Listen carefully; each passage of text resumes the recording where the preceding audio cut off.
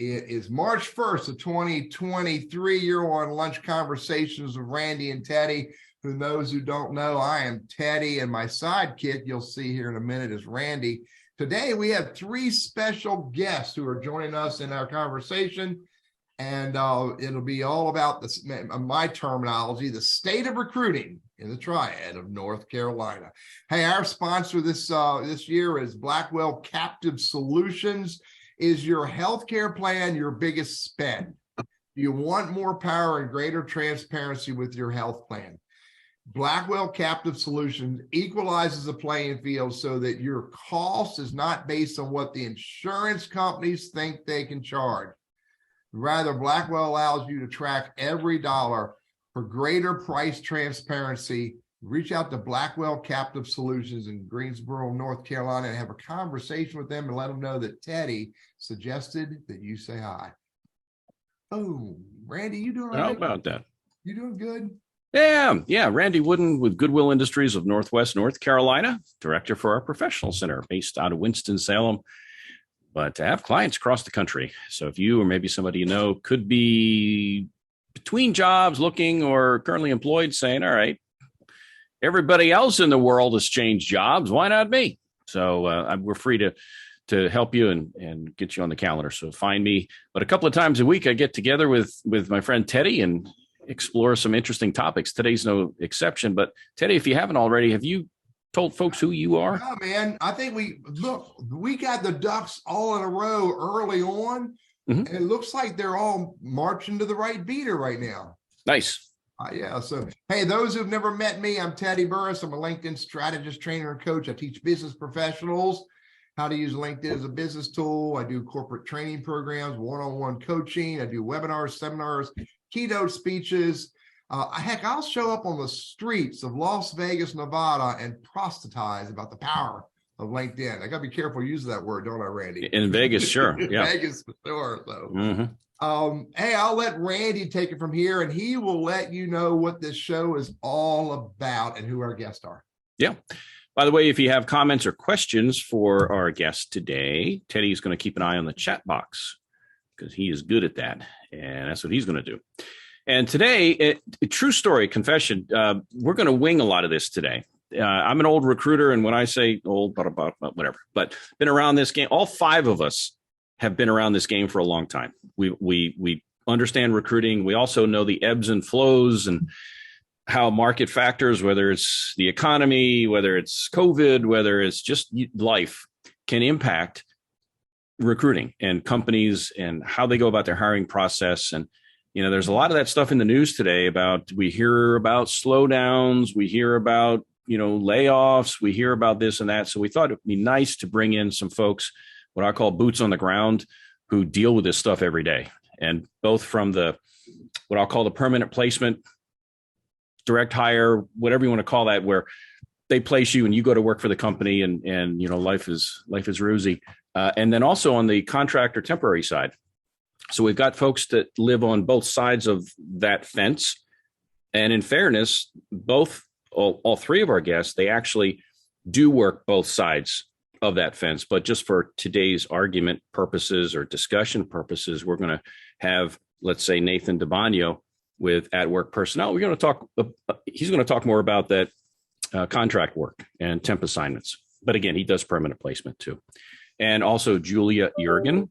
And I guess Julia, you're on my right as we look here. You're the VP of Direct Hire at The Resource. Been with The Resource for a good number of years, and I'm sure you've seen all kinds of ups and downs in the economy. And so we'll dive into that. Lisa Tillman. Lisa is a direct hire recruiter, also with The Resource. And again, The Resource does more than just direct hire. But for today's purposes, that's kind of what we're going to talk about. So lots to unpack, and in no particular order. I guess I'll just start from left to right. Lisa, if you would introduce yourself a little bit more detail. Tell us about what you do there. Hi, Lisa Tillman. I've been with The Resource for 15 years. Mm-hmm. Have seen a lot, done a lot. I've been in sales, and now I'm on the direct hire team. Absolutely love it. Love helping people find their next career or their next position at companies. On to the next and your cohort. with the resource. Julia, would you introduce yourself in a little more detail? Yeah. I'm Julia Yeargan, and I've been with the resource 28 years. And I started out on our staffing side of our business, worked both the industrial and the clerical side of things, have helped open offices in different areas of the Piedmont Triad as well as other states. And then I guess the last few years or so now, I've been more focused on the direct hire and perm placement side of things. So I feel like I've seen a lot of things, and I feel like sometimes there's isn't anything that's going to happen that I haven't seen before, and then it happens, and like COVID, and something pulls the rug out from under us. Such is life. Nathan DiBagno with At Work Personnel. A little bit more about you. Yes, thanks, Randy. So I'm Nathan DiBagno. I'm the owner of the Winston-Salem branch of At Work Personnel. At Work is a franchise-based staffing and recruiting agency. Have about 90 locations throughout the country. I started the Winston-Salem branch in 2016. So we've been going on just right at seven years, going from staffing, direct hire. Our office here, there are four of us who work out of the office, doing both direct hire and staffing. It's been an interesting 7 years, but overall it's been a really good experience, and this has been a great market. And I always like to start with the why question. And you've all been in the business a while now. What was your why that kind of got you focused in this area? You could have done a number of other things, but what's the why for what you do? Lisa, let's start with you. Again, I just love helping people. I love reaching out to people, calling the clients, matching up people to positions that they may not know about necessarily, because things have changed so much. You don't look at a newspaper anymore for a job. It's all online. So, and LinkedIn as well. So that's kind of my why. Yeah. Helping people. How about you, Julia?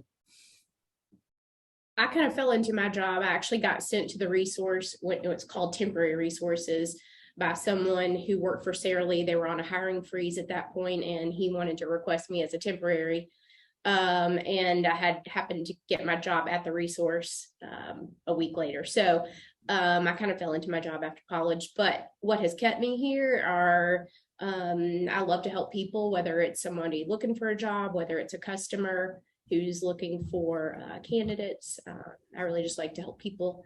And the good thing about our industry is that it's never the same. So there's always something that changes. So that sometimes can be frustrating as well, but there's just always lots of challenges, and you can't control people. So got that you right. never know what's going to happen on any given. Yeah. And Nathan, I know you used to work in a newspaper business some years back too. So, but yeah, what's your why for what you do? Yes, for me, I got into, I was very, very deliberate in getting in this industry. I really wanted to do it, but you're right. I was in the newspaper industry before. I studied journalism in college for my undergraduate. Started off as a reporter, then an editor of a small newspaper, moved over to the sales side. So work, just the concept of work and providing for your family has always been extremely important to me. My wife was a public school teacher, but she really wanted to stay home and stay with the children and raise a family. So in order to do that, I needed to have a really meaningful, stable job with decent income. So really all throughout my life since I was married, I spent a lot of time thinking about work and providing for your family. So it's extremely, just the concept of work is extremely meaningful. The concept of helping a business grow by finding the right employees is extremely meaningful. I think it's more meaningful even than helping provide people with food or handouts or homeless shelter, because you're not giving them something, you're providing them with work that's giving them dignity so that they can then provide for themselves. So I honestly can't think of anything more fulfilling or more helpful to people and society, because you literally are getting them an opportunity where they can fish rather than just giving them a fish. Yeah, I see some parallels with what we do at Goodwill as well. The power of work and how that can impact people's lives. And so whether it's skills training or other aspects of what we do at Goodwill, helping people regain dignity in some cases, but providing for themselves and their loved ones. So it's a big issue that we deal with here with this whole thing about, we read in the news about the economy it's weird. There's inflation. There are a lot of unfilled job openings. The Fed's raising rates. We hear about layoffs. We hear about all kinds of stuff. So let's unpack some of this. First of all, just from a definition standpoint, and what I'll call either Lisa or Julia, the kind of work you do, what do we want to call that? What do we want to call the kind of work that you do? And then also, Nathan, the work you do. So when we refer to it, we don't have to think of 5 different names. We can just call it one thing. What do you want to call it? Direct hire? Permanent placement? What do you want? Mm-hmm. Direct hire. Direct hire? Okay. So direct hire, that's the kind of stuff I used to do back in the day where, you heard the term headhunter from years ago, and I guess people don't like that anymore. I don't know. That's what they called us. So, but things have changed, and it's direct hire. So we'll call that direct hire. And what about you, Nathan? What do you want to call the other side of that house? I prefer, this is a little different. I prefer typically to call it staffing. I know a lot of people will call it temporary. I try to avoid that word because a lot of what we do is really temp to hire. It's intended to be a long-term job. A lot of people think, oh, it's just a temporary job. That was sure. Usually temp to hire. So I usually just call it staffing versus recruiting. For all right, so we'll go direct hire and we'll call it staffing. Fair enough. So we'll go with those terms, and I'll forget that as soon as it comes up in a sentence. I'll call it something else. And Teddy, keep an eye on the chat. If we've got anything going on that we need to work in the conversation, we'll do that. All right. So COVID is a big topic, and we're not out of the woods. We're 3 years into it. But let's start, I guess, with the direct hire side of this thing. What are you seeing in terms of, if you will, slowdowns or things that are still pretty robust? And when I say things, I'm talking about industries or maybe even certain types of jobs that still are pretty stout. There are plenty of opportunities for folks. So what do you think about that? Sure.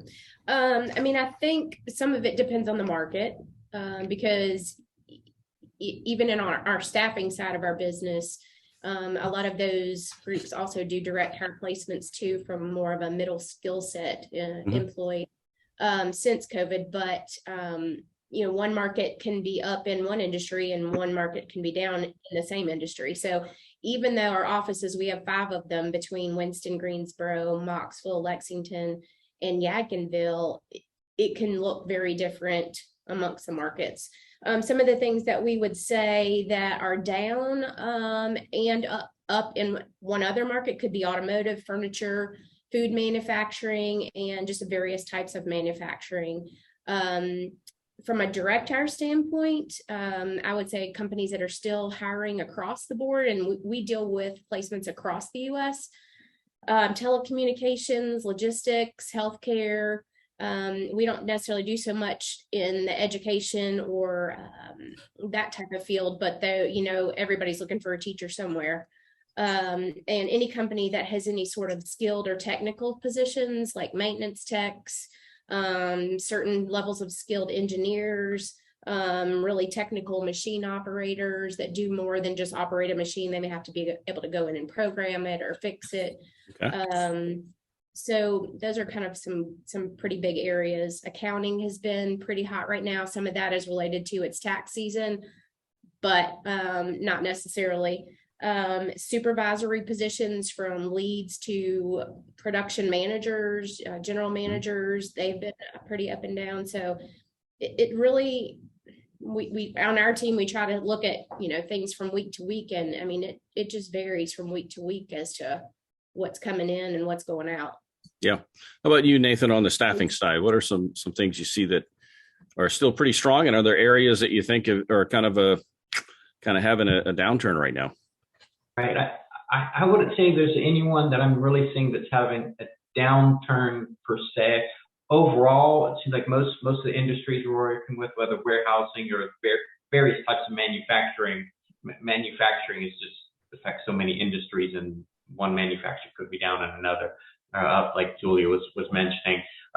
But overall, what I'm seeing is that companies in the last maybe 6 months are not as desperate to find people. I think part of it's they're just being much more selective. They're being much more selective. So there is a lot more opportunity, but they're not hiring as many just entry level, low skill jobs as they were for, really, it felt like 2 years, from May to June of 2020 up until maybe the fall of last year. It seemed like there were about 2 years where everyone was just desperately hiring and just keep sending them saying, Yeah. hey, we'll drop the marijuana. What else do we need to drop? What else do we do? We'll pay them more. Yeah, sure. We'll pay them $3 more, whatever. What do you need? Kitchen sink. Like literally, I think they would have sent us the kitchen sink if we had Wow. asked. But so that stopped in the last several months. So it feels like it's slow, but I think it's just slower, which is, in a way, it might sound strange for someone in staffing recruiting to say they wanted things to slow down, but I did want things to be evened out a little bit and not to be such a hot market.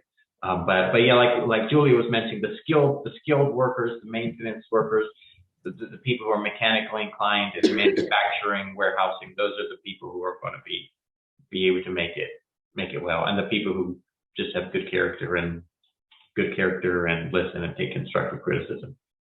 So, Yeah, Teddy? Randy, if you don't mind, I got to do a little work for Teddy here. Nathan, off camera later, I want to talk with you about who's dropped the marijuana testing. We'll talk about that later. Right. Back to you, Randy. And I'm going to assume that, but I've been wrong before. You know what happens when you assume. So I'm assuming that, I mean, you guys make money making placements, putting round pegs in round holes, butts and seats, whatever you want to call it. I mean, you make money by making the employer happy. But my guess is that you're not dealing much with what I would call the customer service. And I don't mean call center stuff. I'm talking about, waiting tables, working behind a cash register, working in retail. I'm assuming you don't place those folks. Nathan, I know the resource, you're not dealing with that so much, but Nathan, you don't touch that stuff, do you? We might place a little bit of retail, typically more like, some retail, but we try to be careful with cash handling if there are unemployment. There is some, but it's not an enormous portion of it. Where I'm going with this is it seems like the industries that are dying for people are dying, like in hospitality or in the customer facing jobs, where it's tough to find people who, whether it's they can make more money as a Lyft driver or or under the table or whatever. They're not going to go to their staffing firms to hire. So they're trying to hire, but every store you go to, it says, we're understaffed. So those guys are gobbling up people, I assume, right? But not necessarily at the professional level. Yeah. Say again, Teddy. Yeah. Or are they gobbling up people? Maybe they're trying to. They're dying for people, but they're not going to turn around probably and pay a recruiting firm to fill that opening. I would assume it just doesn't. It's just not going to happen. So we've had some conversations. Yeah, we've had some conversations with a couple of groups that own restaurants, and their struggle is just keeping people. So it doesn't really, it's not super cost beneficial for them to typically use our service, because sometimes their people are just there for a quick check, and some of their industries are going to a faster method of pay too. So people can work today, get paid today, potentially, or work today, get paid tomorrow type of thing. So that makes it a little bit more transactional and in some ways a bit more like what our industry would kind of refer to as day labor. Yeah. Do you think and I'll throw this open to all three of you, that things, I mean, the pendulum, I think Nathan, you touched on it, we'll pay you more, whatever, you're going to work from home, you can work whenever you want to, whatever. And we saw pay increases. We saw all kinds of things here in the last year or so to attract workers. As the economy pivots again and the power becomes more with the employer, especially if we hit a recession, a lot of people lose their jobs. Do you see any rollbacks on some of those? Or once the genie's out of the bottle, we can't lower pay, we can't take benefits away. How do you see businesses dealing with the cost of these benefits when we get hit with a recession. I don't know. You want to? I can start. Who wants to go? Okay.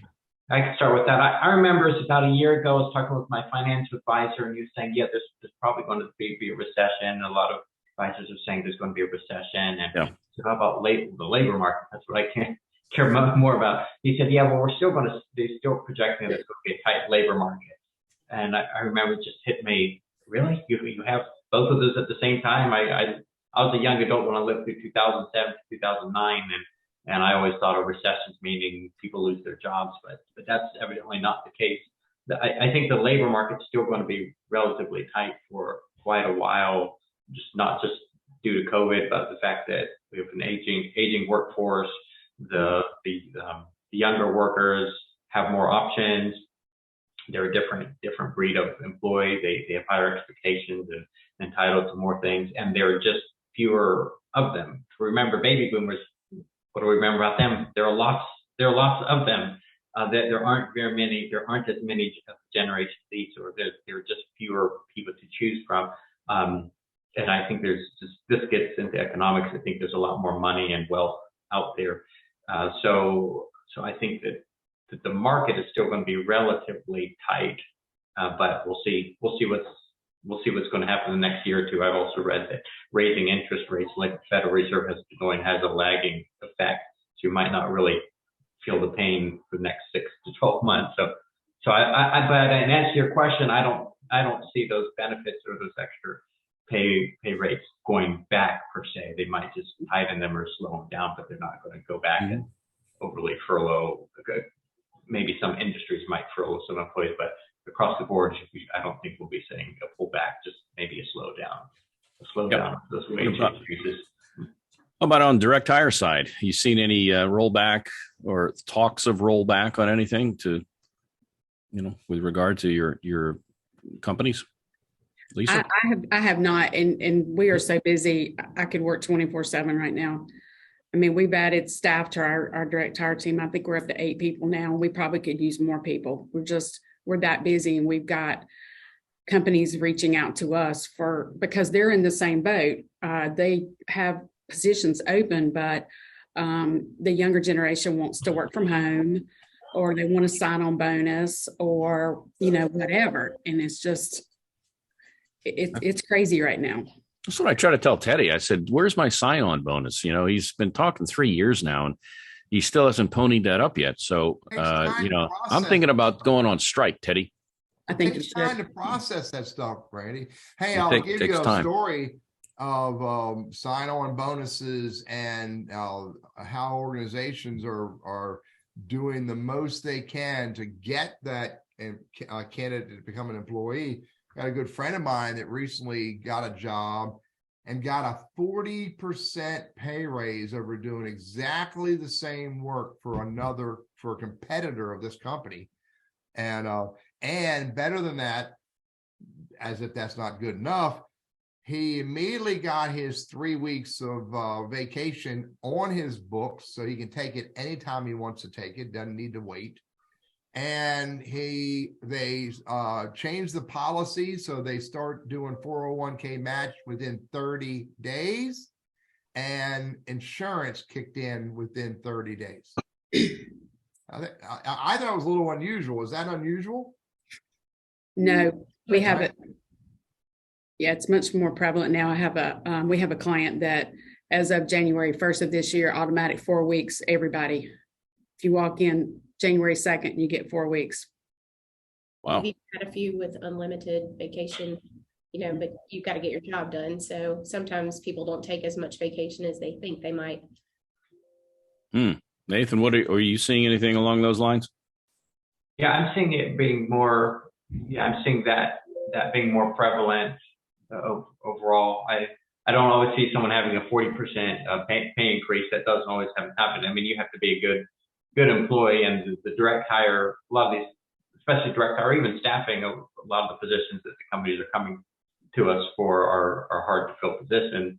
So I just want to say, beware. You hear those stories; those are great, but for that person, that individual probably really earned it and worked really hard to get to that point. Yeah, that's an upper management role and in a niche industry. So that is very unusual. So yeah. And I'd emphasize that yes, you can get that, but you also have to work really, really hard to get to that point. Yeah, and this guy did. Hey, let me drop a question that Dan asked that that pops up all the time in these kinds of conversations with recruiting professionals. One of you take and tackle this question. What's the difference between contingency and retained? Lisa, you want to take it or me? Sure. Yeah, I'll take it. Retain is when the client pays us X amount of dollars up front to do a search for them. And contingency is that if we find someone, then we charge that client X amount. And it just bears mentioning that if you're a job hunter, no reputable recruiter is going to charge you. When she talks about the client, she's talking about the company where you go to work. And that was something that was not always the case years ago. And people would take advantage of somebody maybe fresh out of college or been out of a job for a while and would pay money to a recruiter for the guarantee of a job. And there's so much that can go wrong with that. So I'm glad that's not the case anymore, but it used to be out there a little bit. A lot of things going on. We're almost halfway through. We've got a couple of minutes before we take our halfway break. COVID is 3 years in now, almost to the day. And, we saw all kinds of pivoting going on with Zoom and remote work and hybrid work and this, that, and the other. So how has that impacted things? I imagine if I'm a recruiter now, if somebody can work remotely, that opens up a big old geographic territory now. Instead of saying, okay, we're going to have to reload somebody local or deal with a local person, we can get them from anywhere. How has that changed how you go about servicing candidates on the professional side? Lisa, yeah. Well, like I said earlier, a lot of people only want remote or hybrid, but it opens up tremendously because we recruit all over the U.S.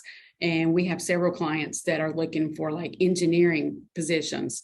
And these positions are remote, so I can look anywhere in the U.S. for these people. So it's opened up a lot, as well as seeing a ton of positions on LinkedIn jobs that are all remote. And before COVID, that was never the case. You never saw a bunch of positions that were remote or offered remote or hybrid.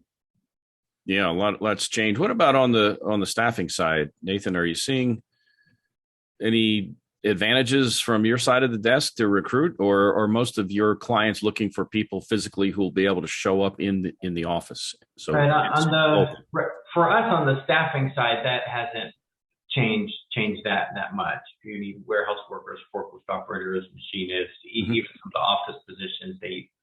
Our experience has been that they want them in the office. The direct hire side has been different. That's opened up more opportunities. But even there's some positions like engineers. If you're a process engineer, you need to be on site. So it's, as much as you hear about the remote and the hybrid, you just keep in mind there are a lot of positions that you have to be on site. And I've been reading articles that a lot of companies have been trying to have actually been getting their employees back on site. So on the staffing side, it might be different over there with the resource, but it hasn't felt like a major change there. It's interesting, and Teddy, we're almost halfway through here, but think of, I don't want to call it a bait and switch because I don't want to imply that nefarious things going on. But if let's say Teddy Burriss's global enterprise decided to hire me and said as a condition of hire, it's a remote position. And so I'm, sitting here in Winston-Salem and he's on his throne in, whatever faraway land. And then Teddy has a change of heart and says, I want you back in the office. And I'm going to go, wait a minute. Let's talk about that after we do our ad spot, Randy. We'll do our ad spot. And I want you guys to think about that. And how has that, especially for you on the permanent side, the direct hire, hey, things have changed. So how do you work through that? But let's take the break first and we'll come back to it. And you're on Lunch Conversations with Randy and Teddy, and our special guests today are Lisa Tillman, Julia Yeargan of The Resource, and Nathan DiBagno from At Work. All out of the Triad area of North Carolina, conversations about my words, the state of recruiting in the Triad. Hey, Lunch Conversation is sponsored in part by Blackwell Captive Solutions. We've known them for many years, even had them on the show. They have more than 25 years experience in the health insurance business. Their medical stop loss captive is an easy to implement solution, works well like a shock absorber for high dollar claims. If you have self-insured organization and you have employees that you're providing health insurance to, reach out to blackwellcaptive.com, blackwellcaptive.com. Let them know that Teddy said that you should talk with them. So, Randy, keep that conversation going on about what's going on in that area. Yeah, just to recap again, we've got Lisa Tillman with us and also Julia Yeargan, both with The Resource, talking about direct hire side of business and what things are like out in the real world. Nathan DiBagno joins us from At Work Personnel, and even though The Resource also does what I'll call staffing and what I'll call, it used to be called temporary resources, so temporary work, contract work. But Nathan also does the other side of the fence too, as well, with direct hire. But we're here to talk both sides of that, direct hire and the staffing side. So yeah, all right. So back when we couldn't find workers, and you said, sure, we'll let you work remotely. And so I live in let's say a low cost area. I'm digging the job, and suddenly company says you need to come to work in our office, which might be several states away. Have you seen a lot of that? And how is that, are companies paying and saying, look, I'm paying you, you'll do what I tell you, or are you just seeing people leave, or what are you seeing at that level? And if at all? I'll start. We haven't seen much of that. Yeah. We have some clients that I think have done more of a phased and become more of a hybrid type of situation potentially, but primarily all of their original employees were working locally. So remote only became from home. And I think remote can have a lot of different descriptions, because some companies may say you'll be able to work remotely, but you need to live in the state of North Carolina. Or you need to be on East Coast time because that's where all of our customers are. You can't be on West Coast time. So remote can look quite different depending on a company and what their requirements are. Yeah. Nathan, how about you? Anything on your side of the house? No, we haven't seen that where company started off as a remote job and then pulled them back. We've seen a lot more companies that were not remote and said because of COVID, now you can work remote or hybrid. And then over time, they made the decision to bring them back or not. But yeah, to your point, yes, you have to be very careful when you onboard someone or bring them on, or just with the job description, with what you are stating to the employee, because you could lose the employee really quickly if something even small switches up. Definitely when you're going to switch up something like that, just have to be ready to lose some employees if you're going to go back and say, well, rather than being fully remote, we're going to go hybrid. And I think most companies are careful about that.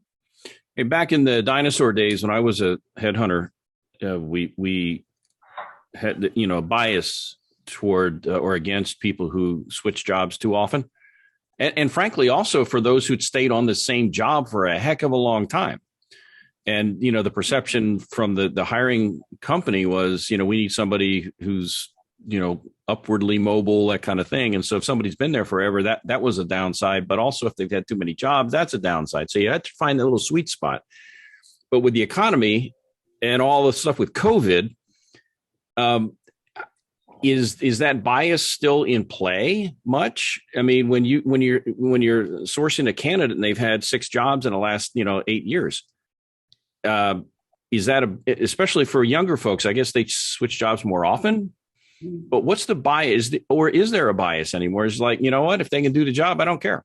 Just give them to me. What do you see, Lisa?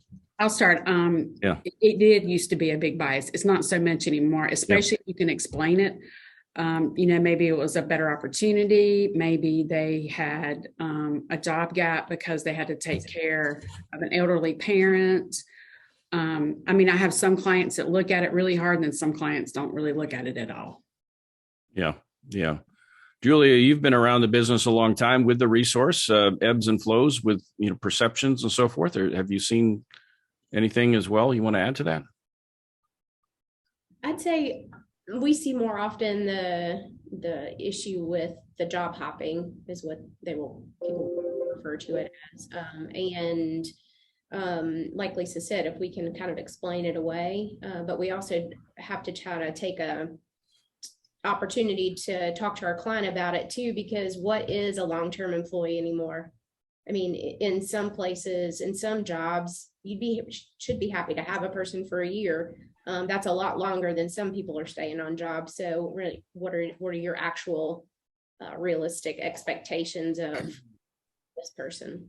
Yeah, Nathan, how about you? And then Teddy will throw it your side. So yeah, what are you seeing, Nathan? Any perceptions on this person's had too many jobs? We think he's a flight risk, or what are you seeing? So it's still a concern. It's, to Lisa's point, is maybe not as big a concern as it used to be overall. And of course, every hiring manager is different. They're individuals that think come from different perspectives. I think it is still a concern, and we have to think of it from the employer standpoint. If someone leaves in 3 months or 6 months, is it worth the time, the fee, and the training to bring them on? So it's more than just the resume. It shows that they've changed jobs every 2 years or something like that. But there are some people who job hop all the time, and I can see why that's a concern. And so I think some of them, they read these articles and say, well, it's not as a big deal as it used to be. So they think, okay, so I'll just job hop all the time. And there are still a lot of people who do that.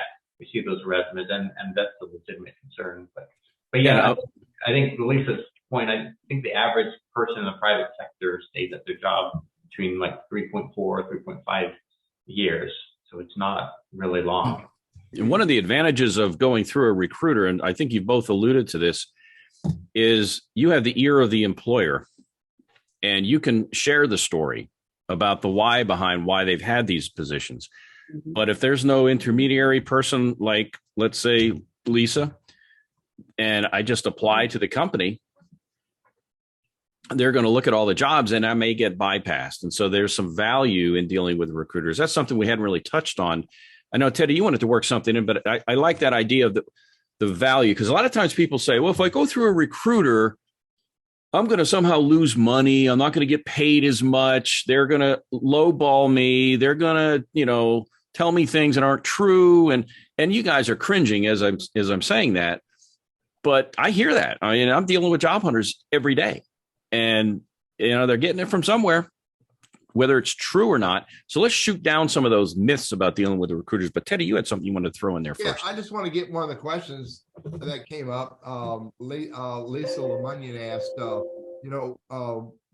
what do you see going on, or do you get involved in the CPG, consumer product?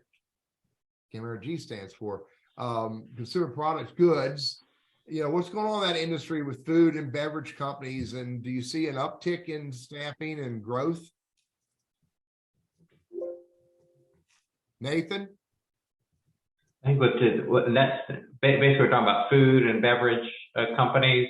That industry, yeah. Right. I think so. I think from our perspective, those are always good industries to be in, because it's tough to offshore those. So they're going to be more stable in the long term. In terms of, creating new products and all. I guess I don't follow that perspective a lot, but the supply chain issues I think they've improved a bit, and I think just collectively as a country we're starting to wonder about what we need to manufacture in other countries, and whether we need to put our eggs in one basket like Taiwan or China. And the semiconductor manufacturing, that has been a big conversation. So manufacturing overall has been a good industry. It's come back a lot in the last maybe decade, 10 to 15 years. But yeah, those are great industries to get in. Lisa, Julia, do you see any growth in the CPG industry?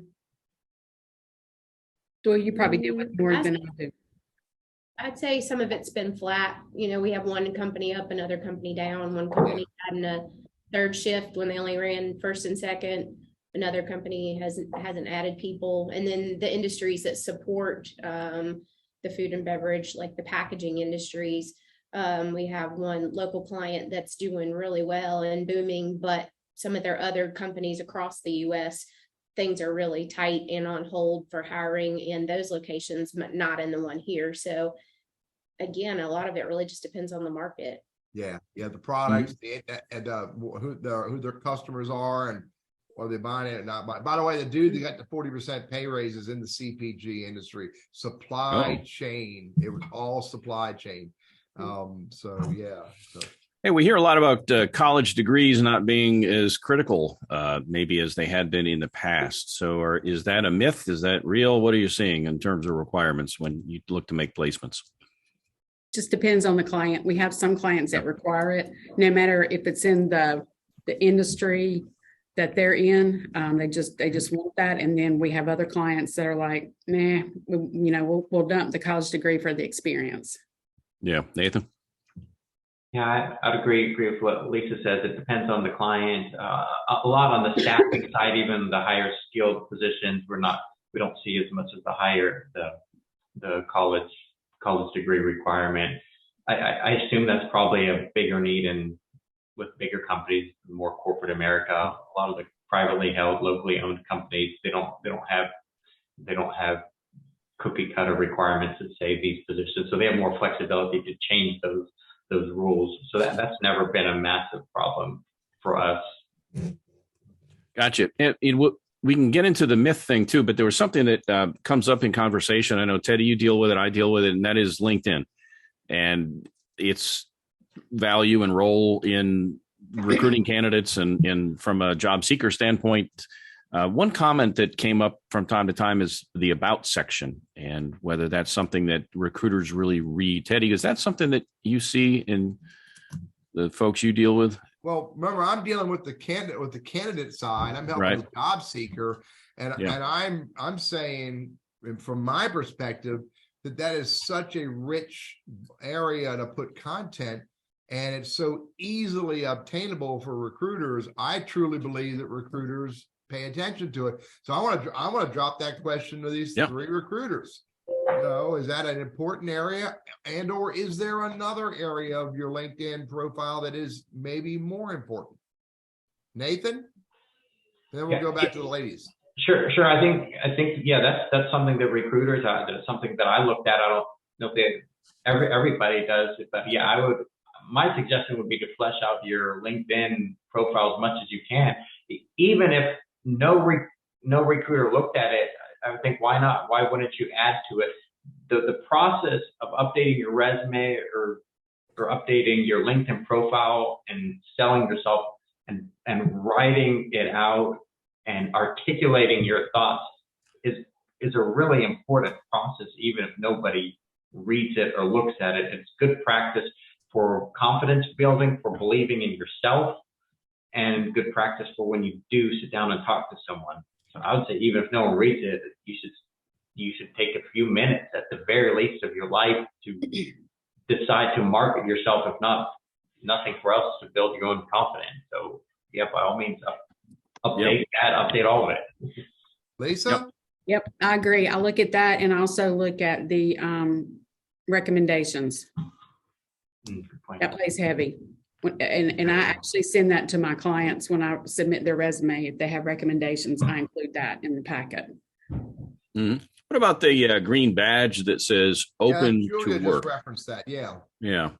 What about that? Do you look for that as well? Is that something that you can search for it, but I think you have to have a recruiter package to do that, don't you? You have to upgrade to it. So if I may be a recruiter, but if I don't have that upgraded package, then I can't search by open to work. Am I right with that? All right. So yeah. Julia, Julia commented, you look at the open to work. What about the profile, about the about section? How important is that to you? I mean, we definitely read through it Yeah. because we go through the whole LinkedIn profile pretty quickly initially anyways, to just kind of get a good gauge. But I had a conversation with a job seeker recently and got called old when I suggested that he list some key skills and keywords, because as a recruiter, sometimes that's what we're searching. Just like searching open to work, we'll search, if I need something real specific, NCIDQ certification, why not start there? Yeah. Rather than doing the big broad search. So he can choose to update his information as he wants, but if you've got certain skills that you don't share and I can't just guess by what your job is, then I'll never know and I might completely overlook you. Mm-hmm. Yeah, I wouldn't call that old. He did. That's a misunderstanding for sure. Hey, Randy, can I drop Todd's question in here? Sure. Todd wants to know, what's the increase in e-colleges, and do you still see paper mill or fake degrees? Are you seeing many fake degrees out there? Nathan, anything? No, not really. Not for the people who get placed. And then on the other side, are you discovering degrees from the the online schools at University of Phoenix, et cetera, and even MBA degrees? Do you weigh those less equally than other degrees? I'd say they're equal. Yeah. We haven't had any experience with them being weighed less. Yeah, good. Mm-hmm. They're looking so much at the experience and the character of the individual and what you've done. They look so much more at that than where you got your education. Would I be right in saying if I look at your experience and your story and your messaging, and you have any one of those degrees, it puts you in the right category? But yeah, starting with I get your experience. So do I have another question? I think that's it for right now. All right, let's hit a couple quick myths. How long do you look at a resume? How many seconds or a profile before you vote this up or down in the real world? 7 seconds, probably 7 to 10. I do, because I'm kind of a high level person. Okay. I'm like Julia, I'm going to look at these keywords, phrases, and then I move on. It may depend on what my search level is. If I'm looking specifically for a very defined skill, if I don't see it, I'm not going to go to it. But if I do see it, then I might spend a little more time. Or as we get broader, I might have to go a little bit further into a profile or a resume to try to get some general understanding of, do I want to spend my time reaching out or having conversation further? All right, Nathan, how long do you spend on a resume these days? I mean, it's probably on average a little bit longer, probably like 20 to 30 seconds. Sometimes it might take a couple minutes. If I were going just brought a higher level like Lisa was doing, then I wouldn't spend as long. I try to keep in mind that sometimes someone can be really good at their job and they don't know the keywords and they're maybe not good at the keywords. So we try to teach that all the time, but the recruiters need to remember that they might be great at the job and just not good at entering the keywords. So sometimes I'll take a few minutes and I try to, from my perspective, maybe I'm going to catch something that other people will miss. Yeah. And I think, a little bit of a gamble. Well, and there's two different things at play here. When you've got executive recruiters going out like you guys do with the direct hire, you're not necessarily looking at people who've come to you first and who've applied. You're finding them on LinkedIn. Lisa, I see you're nodding your head. So if your LinkedIn stinks, then you lose. Now, on the other hand, if somebody has applied for jobs, so now they're in your system, now you've got a resume to look at, something that's customized, hopefully. LinkedIn, you can't customize it. It's a one size fits all. So you need to be more with keywords, I would think, in hopes that you get captured in a search. Yes. We've got just a couple more minutes. Any other quick myths? I alluded to how a recruiter can kind of be your eyes and ears to help get your toe in the door. What about the whole myth about, well, I'm not going to make as much money if I go through a recruiter or whatever? Let's kind of throw that out there and try to squelch some of this stuff. Well, we get paid a percentage of the first year's salary, so I want the salary to be as high as possible. Got it. Teddy, are you listening to that? Randy, Salary? it is as high as it possibly can be. Nathan, what's your thoughts on that perception or misperception? Right. Yeah. So Lisa makes a good point. The other thing I'd say, I mean, we're the recruiters are trying harder than just about anyone in existence to get you the job. You'll be more likely to have a job with us than going through someone else because we move faster and more efficiently and get to the point than if you're going straight to the company. And also we're like job brokers. If you go straight to one company and that doesn't work out, then you just theoretically waste your time. With a recruiter, we're working with a lot of different companies and we can mix and match with the best company possible. Yeah. So it gives you more options. Lisa? Yeah. Yeah. Well, we also have a ton of connections because we've been doing this for a long time. So if you've applied at ABC company, I may know the HR person at ABC company. I'm just going to pick up the phone and say, hey, I got a great person. It would be great for the opening that you have. And then go from there. So, because remember, it's not what you know, it's who you know right now. Very true. So it pays to network if you're a job hunter. And by network, I don't necessarily just mean with other professionals, but I'm talking about specifically recruiters, because you guys aren't robots. You're not robots. You look for keywords and accomplishments, but you're people, and it's a people business.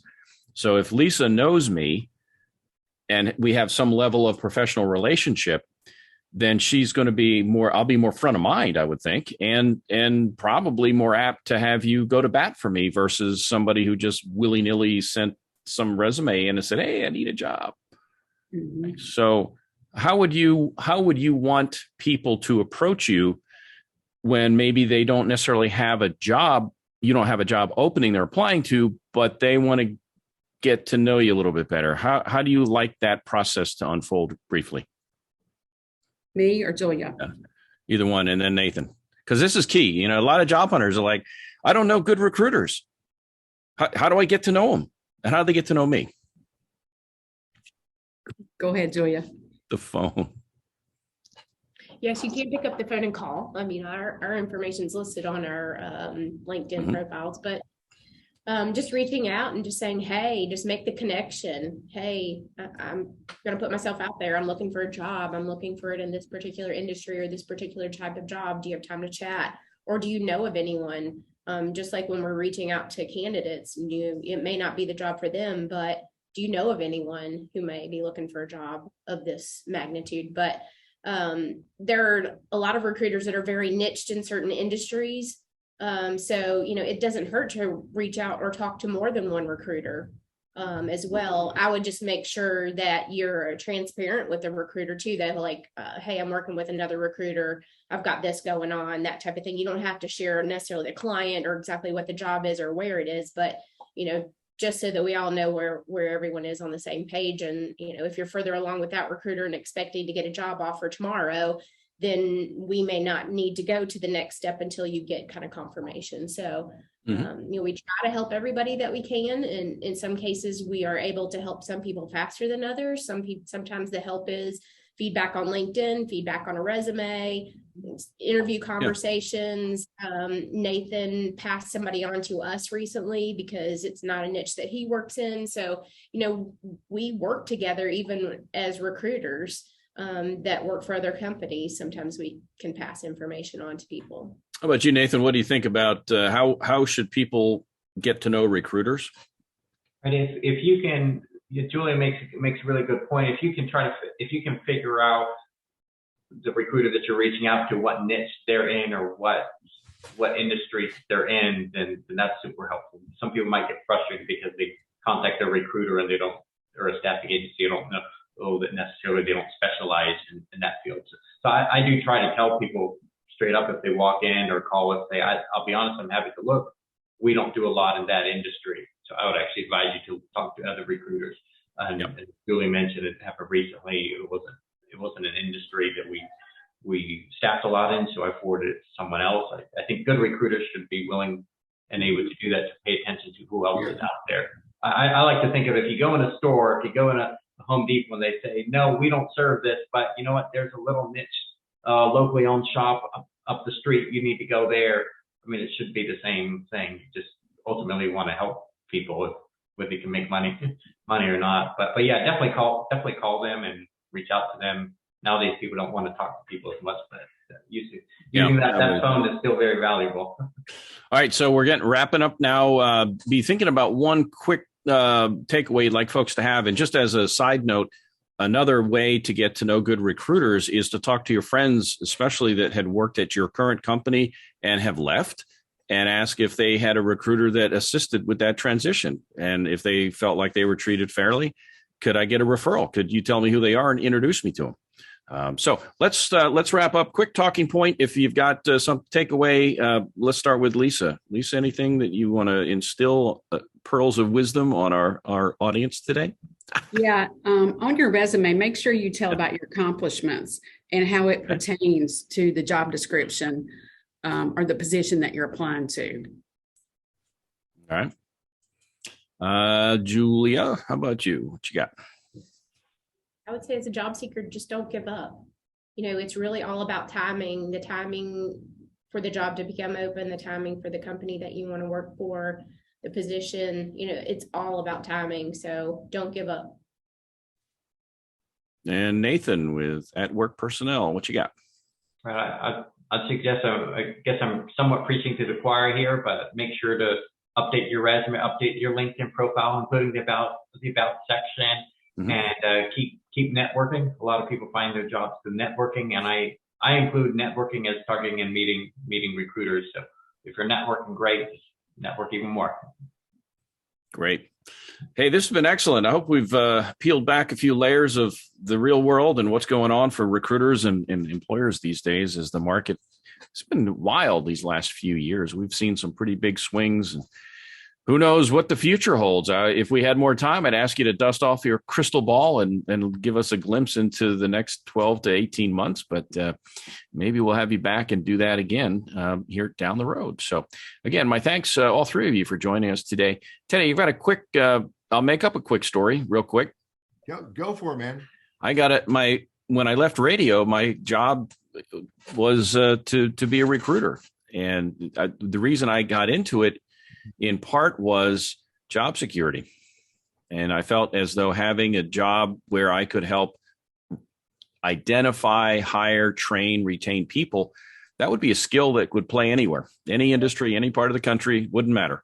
Again, this was back in the old days before the internet, and so much of it was just smiling and dialing and just who you know. And so, the methods that recruiters use have changed. But I don't think the relationship piece has changed a lot. Once you have a candidate, you still have to sell them.